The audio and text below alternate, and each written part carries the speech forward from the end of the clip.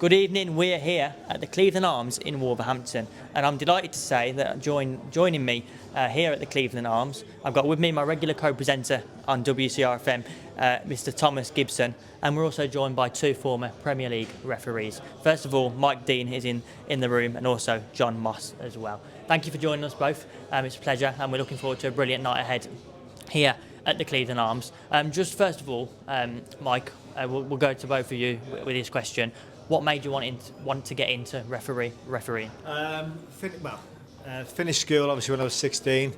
Had to work for 6 months, put on loads of weight. Couldn't play anymore. I was a goalkeeper anyway, so which was a bit of a bonus being fat anyway. But I just decided to do something to try and get myself fit. I just took the referee's course in 1985, and you can referee still when you're a big ref, as I show when I was refereeing myself. But I just took the exam and just went from there. I just tried to stay involved in the game and just went from there. 1985 when I passed the exam, and it took me about 6 years to get me Class 1 as it was then, and then just moved through all the leagues then, lucky enough. So it's been quite lucky. I was quite lucky, to be honest with you, early doors, but you need a bit of luck as well as a bit of ability to referee. But that's how I got into it in 1985. Yeah, it's similar to Mike. I did a referee's course when I did my A-levels. And then carried on playing until I was 29, and I was teaching at the time. I was doing kids matches after school. I sort of fell into it that way. I got sent off when I was 29, served a 35-day ban, and then started refereeing after that because I thought I'd have a go. I was getting a bit old and slow, so refereeing was the perfect switch into something different, really. Thank you. And could you give us a player each from your refereeing career who has been an absolute nightmare to referee? That one player who's in your ear the whole game. Could you both give us one? Yeah, I can give you a couple actually. Don't use the one I'm going to use. Well, I'm going to start with what I always say. We've done a few of these together, a few talks, and Kevin Nolan, who used to play for West Ham, Newcastle, he was a particularly difficult character to referee. Always in your ear, arguing about every decision. Fantastic lad off the pitch and does a great job at West Ham now. But as we're in Wolverhampton, obviously Neves is right up there in my top 5 all-time whingers. He would just whinge he was all right until a decision went against him, basically, and Michael testified to this. So if you give him every single free kick he wanted, you'd be all right. But as soon as you stepped out of line, he started, then he didn't stop. Yeah, he was like a wasp that wouldn't go away.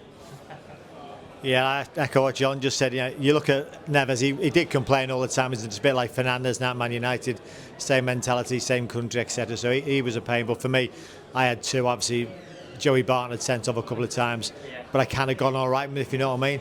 But Craig Bellamy was just the one that was the he was just he just moaned all the time. Crossed the white line at 3 o'clock. And for them 2 hours, it was just a nightmare. Questioning every decision. You run the wrong way, you're in my way, this is my space, what are you doing on the pitch? You should be on this pitch with me, the usual stuff. But he was just a nightmare, horrible person.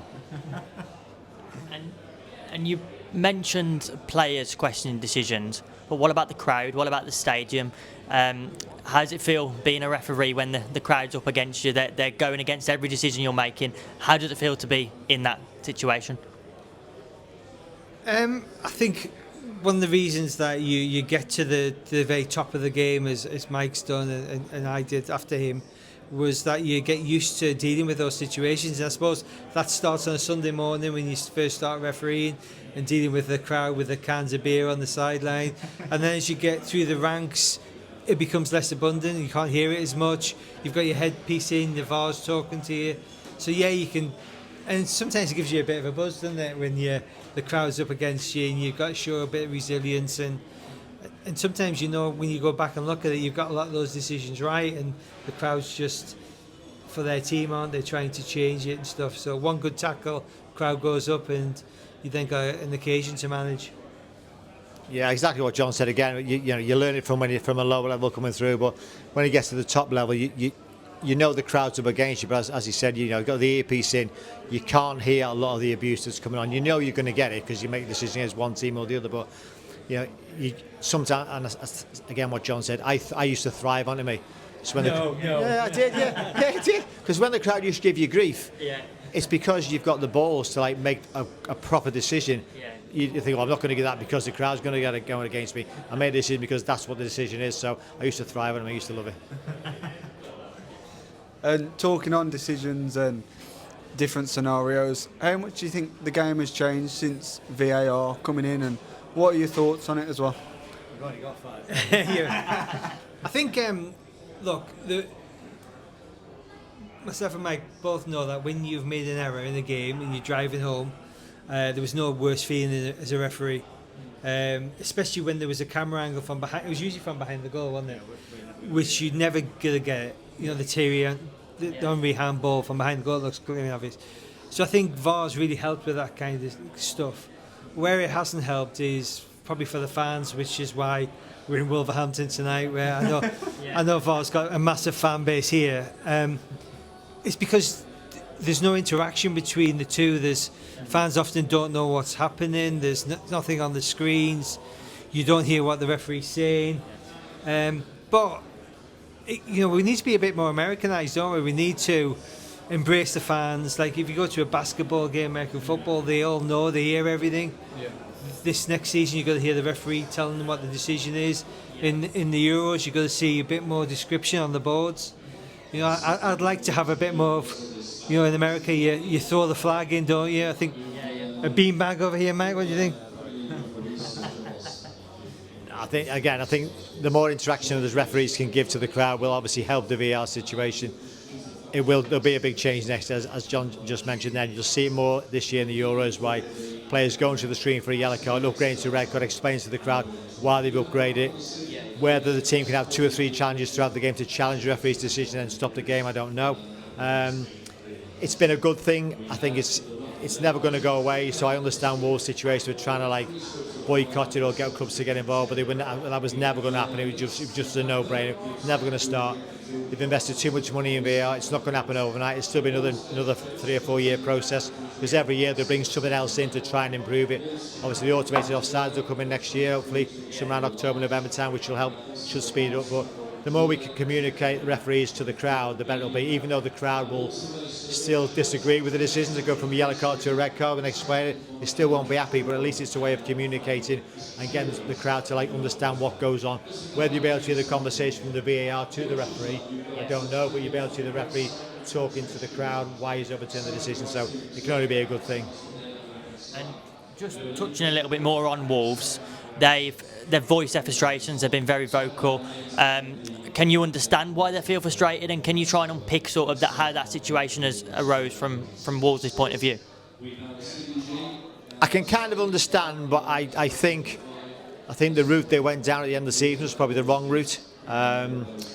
Maybe they could have asked for a better explanation or give some proposals to the situation rather than say they want to boycott it. They probably should have asked all the other clubs first, I think, before they said we're going to boycott it. And if all the clubs said no, we're not, then Wolves then maybe said, well, we won't do what we did. Because in the end it made it look a bit stupid then, with only one club saying they didn't want VAR and everybody else voting for it. So maybe they should have said we want to improve it this way, or we want to get different people involved, express to the crowd what the decisions are made, why they made the decisions. So I know they've been frustrated, from first game to last game. They had some bad decisions in the year, but they've also had some good decisions as well. So you can't moan about the send-off at Liverpool on the last day of the season. Was a yellow card, upgrade to a red card. That's a correct decision.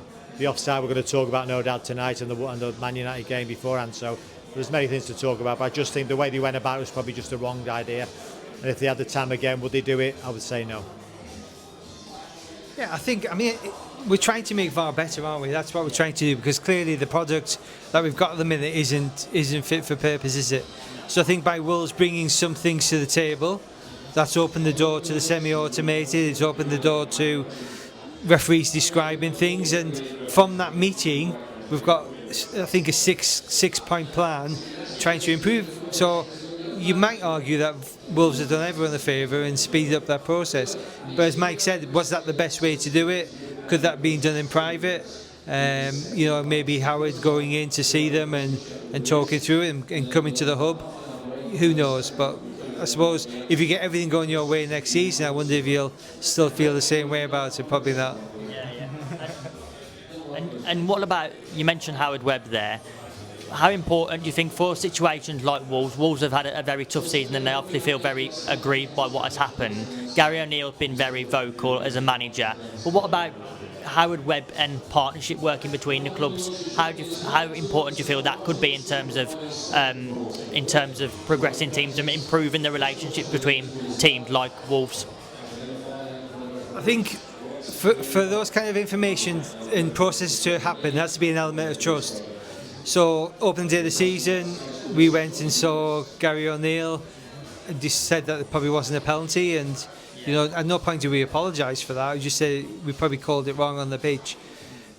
We have a number of discussions between ourselves, Howard, and the clubs, which are private, so we can play the audio. What we don't and shouldn't happen is then managers, chief execs, etc., then using that in the media, because it's like me having a private conversation with you now. I'm telling you exactly what happens, you have all that information, and that should be between us. And then you going in the media and saying it. Next time, I'm not going to say the same things again, am I? Because you've gone out and spoken to it. So I think Gary O'Neill, he gets agitated after games. He's completely different 2 days later or a day later even. But he was like that as a player, wasn't he? He was very much an emotional kind of player, and I think I sent him off once. You probably did a couple of times. Yeah, caution, definitely, yeah. So as a manager, you learn to keep that internally, and sometimes you use it to protect your team performances as well, doesn't it? But I think the more conversation and dialogues we can have between clubs and the PGMOL or whoever that might be, the better it'll be. But that should be private as well, I think. Yeah, I think a lot of supporters will be surprised how many.